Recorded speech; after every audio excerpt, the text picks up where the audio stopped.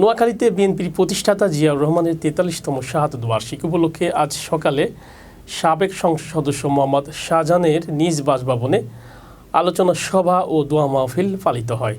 নোয়াখালী প্রতিনিধি জানান, নোয়াখালী জেলা বিএনপির সভাপতি গোলাম হায়দার বিএসসির সভাপতিত্বে প্রধান অতিথি হিসেবে উপস্থিত ছিলেন সাবেক সংসদ সদস্য বিএনপির ভাইস চেয়ারম্যান আলহাজ মোহাম্মদ শাহজাহান। এ সময় আরও উপস্থিত ছিলেন নোয়াখালী জেলা বিএনপির সাধারণ সম্পাদক অ্যাডভোকেট আব্দুর রহমান, বিএনপি নেতা মাহবুব আলমগীর আলো, শহর বিএনপির সভাপতি আবু নাসের সহ জেলা ছাত্রদল, যুবদল, স্বেচ্ছাসেবক দল, অঙ্গ ও সহযোগী সংগঠনের নেতাকর্মীরা উপস্থিত ছিলেন। এ সময় মাঝদি পৌরবাজার, লয়েস্ট কলোনি, বড় মসজিদ মোড় এবং বিভিন্ন স্থানে গরিব অসহায় দুস্থদের মাঝে খাবার বিতরণ করেন।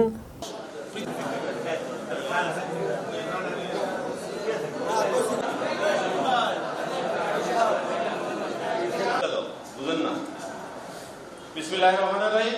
স্বাধীনতার ঘোষণা দেওয়ার মতো কোনো লোক ছিল না যখন বাংলাদেশ আমরা আজকে জিয়াউর রহমানের দলকে আমরা যারা এখন